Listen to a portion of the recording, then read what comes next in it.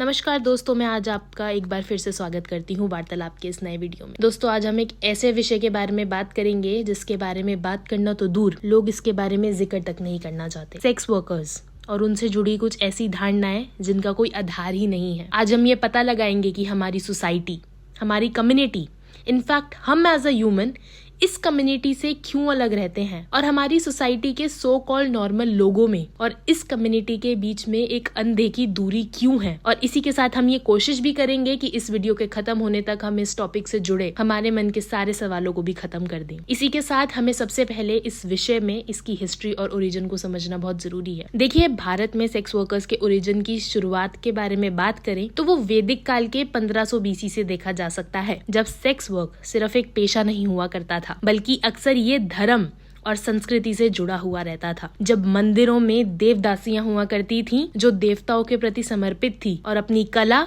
जैसे कि नृत्य और गीत का प्रदर्शन किया करती थी, लेकिन समय के साथ उनका शोषण किया गया और उनकी भूमिका को सेक्स वर्क की तरफ बदल दिया गया। ये देवदासियां अधिकतर समाज के वो कमजोर वर्ग की हुआ करती थीं और इसलिए अपने शोषण के खिलाफ आवाज कभी नहीं उठा पाती थीं। और एक बार मंदिर को समर्पित होने पर वो मंदिर के अधिकारियों की और अन्य लोकल एलिट्स के सनक के अधीन हो जाती थी। 17वीं सेंचुरी में अंग्रेजों के आने के बाद इन महिलाओं की स्थिति और खराब हो गई, क्योंकि अंग्रेजों ने अपने सैनिकों की सेवा के लिए सेक्स वर्कर्स को न केवल एडमिनिस्टर के लिए बल्कि इंस्टीट्यूशनलाइज के लिए भी इनका इस्तेमाल किया और ये सेक्स वर्कर्स देश भर के अलग अलग हिस्सों में कैद हो गईं, जिसमें आज के कोलकाता का सोनागाची, मुंबई का कमाथीपुरा और दिल्ली का जीबी रोड भी शामिल है, जहां हजारों महिलाओं को इस व्यापार में धकेला गया है। ये रेड लाइट एरिया शहरों के अंदर शहर बन गया है, जहां महिलाओं का अक्सर तिरस्कार किया गया है और उनकी तस्करी भी चलती रहती है। उन्हें धोखे से यहाँ लाया गया है, यहाँ तक कि लड़कियों का जन्म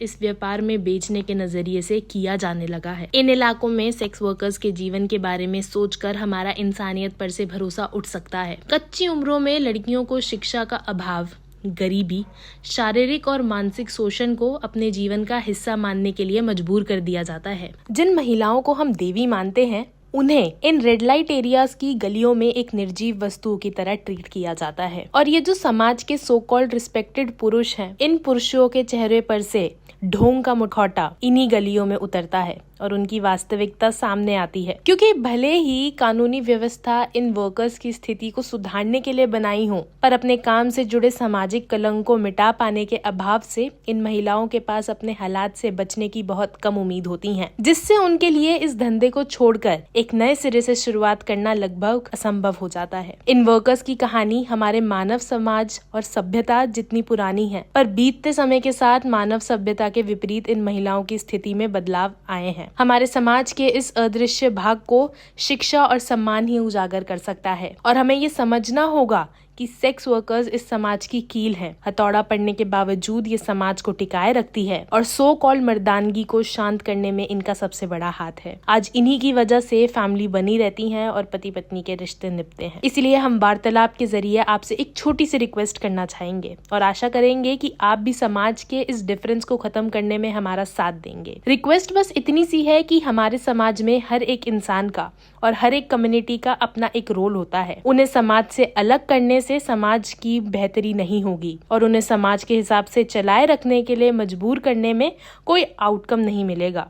क्योंकि जिस तरह हम अपने उल्टे हाथ से लिखने की कोशिश नहीं करते, बल्कि ये मान लेते हैं कि दोनों हाथों के अपने अपने उद्देश्य और क्वालिटीज हैं, उसी तरह हर एक इंसान के अलग अलग तरीके हैं समाज में कंट्रीब्यूशन देने के। तो हम बस इस बारे में सोचते हैं और अपने बीतते हुए जनरेशन से सीख लेते हैं और अपने आने वाली जनरेशन को भी ये सीख देते हैं कि एकता में ही बल है। समाज को 1000 टुकड़ों में तोड़ने की बजाय हम बिना जज किए अपना जितना काम कर सकें उतना अच्छा है। तो दोस्तों, हम आशा करते हैं आपको हमारी आज की ये वीडियो अच्छी लगी होगी और आप सभी लोग हमारे समाज के इस डिफरेंस को खत्म करने में हमारा साथ जरूर देंगे। ऐसी और वीडियोस को देखने के लिए सब्सक्राइब करिए वार्तालाप को। चलिए अब अपनी अगली वीडियो में मिलते हैं, तब तक के लिए नमस्कार।